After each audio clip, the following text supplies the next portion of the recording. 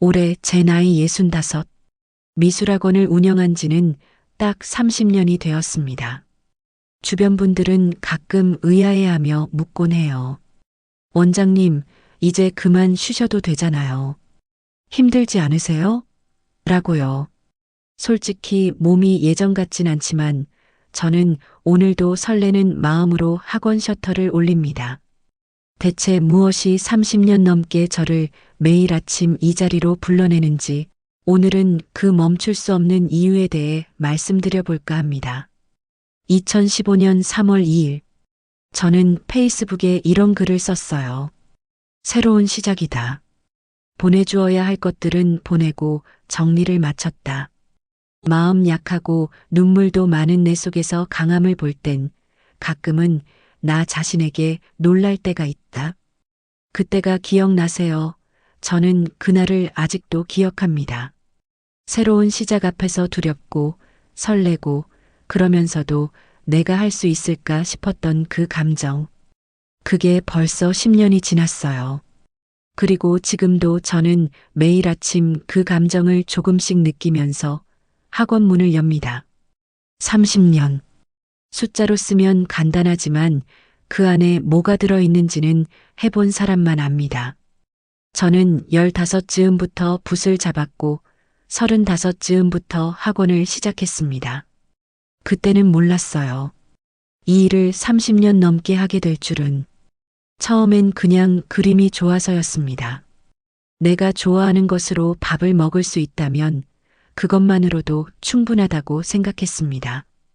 그런데 30년이 지나고 보니 학원은 단순히 밥벌이가 아니었습니다. 이 공간이 제가 저로 있을 수 있는 곳이었습니다. 그만두고 싶었던 적 없냐고요? 솔직히 말할게요. 없었습니다. 이상하죠? 30년 동안 힘든 날이 왜 없었겠어요. 몸이 아픈 날도 있었고, 학생이 확 줄어서 걱정된 날도 있었고, 내가 뭘 하고 있나 싶은 날도 있었어요.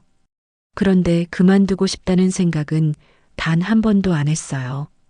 왜냐하면 저한테는 항상 입시생이 있었거든요. 어떤 날은 그 책임감이 무거웠고, 어떤 날은 그 책임감이 저를 살게 했습니다. 왜 힘들지 않았겠어요.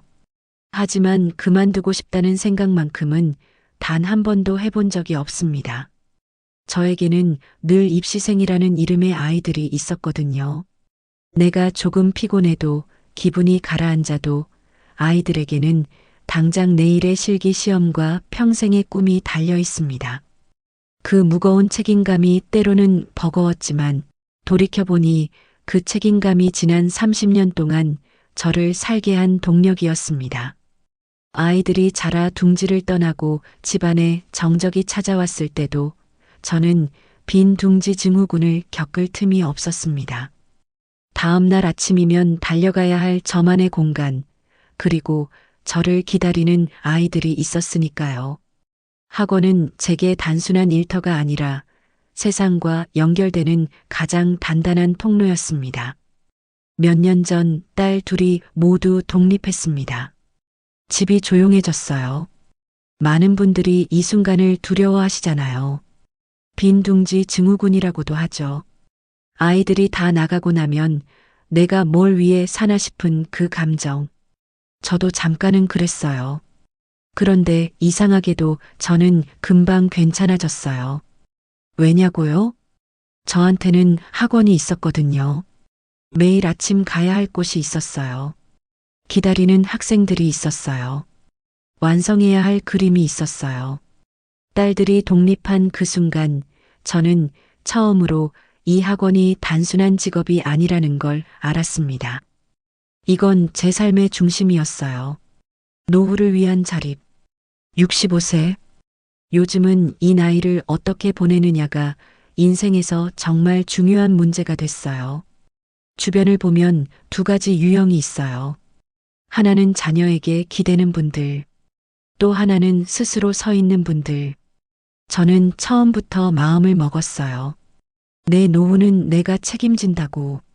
딸들이 잘 살고 있으면 됩니다. 저는 제 몫을 제가 챙길 거예요. 학원이 그 역할을 해주고 있어요. 경제적인 자립만이 아니에요. 매일 나가야 할 이유, 사람들을 만나는 이유, 내가 아직 쓸모 있다는 느낌, 이 모든 게 학원에서 옵니다. 70대가 돼도 몸이 허락하는 한 저는 이 문을 열 겁니다. 그림이 좋아서. 그런데 사실 모든 이유를 다 빼고 나서 마지막에 남는 이유가 하나 있어요. 그냥 그림이 좋아요. 30년이 지나도 나이가 들어도 캔버스 앞에 서면 설레요. 흰 캔버스를 보면 아직도 가슴이 뛰어요. 어떤 색을 올릴까? 어디서 시작할까? 그 순간만큼은 나이도 없고 걱정도 없고 그냥 나와 그림만 있어요. 이게 사라지지 않는 한전은 계속할 겁니다. 65에도, 70에도, 75에도 붓을 잡을 수 있는 날까지. 아까 2015년 글 이야기를 했죠. 마음 약하고 눈물도 많은 내 속에서 강함을 볼 땐 가끔은 나 자신에게 놀랄 때가 있다. 10년이 지난 지금 그때의 나에게 말해주고 싶어요. 걱정하지 마. 너 잘 살아. 그때 시작한 게 30년이 됐어. 그리고 아직 끝나지 않았어. 이 영상을 보시는 분들 중에 혹시 지금 어떤 새로운 시작 앞에서 두려운 분이 계신가요? 학원을 새로 열려는 분, 유튜브를 시작하려는 분, 아니면 그냥 새로운 뭔가를 해보고 싶은데 망설이는 분. 저도 그랬어요. 항상 그랬어요. 그런데 매번 시작했어요. 그리고 매번 괜찮았어요. 저는 오늘 왜 아직도 미술학원을 여는지 말씀드렸어요. 정리하면 이렇습니다. 입시생이 있어서, 딸들이 독립해도 내 자리가 있어서, 노후를 스스로 책임지고 싶어서, 그리고 그냥 그림이 좋아서, 제가 30년 넘게 붓을 놓지 않는 이유, 정리하자면 거창한 게 아닙니다. 지켜야 할 제자들이 있고, 나답게 살 수 있는 내 자리가 있으며, 무엇보다 여전히 하얀 캔버스만 보면 가슴이 뛰기 때문입니다. 여러분에게도 그런 존재가 있으신가요?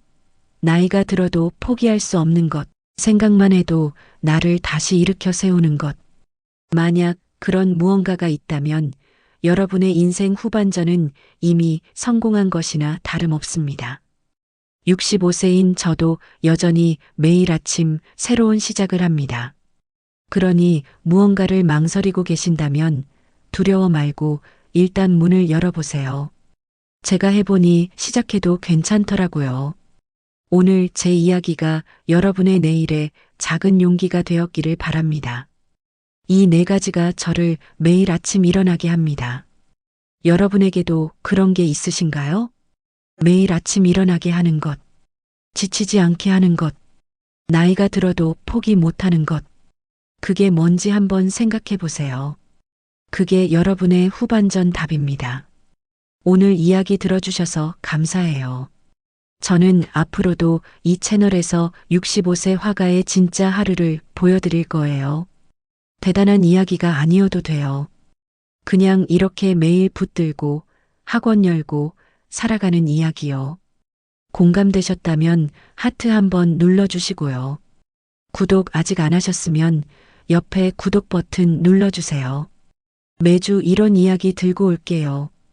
그리고 주변에 나이 들어도 뭔가를 계속하고 있는 멋진 분이 계시면 이 영상 보여주세요. 그분에게 작은 힘이 될 수 있을 것 같아서요. 다음 영상에서 뵙겠습니다.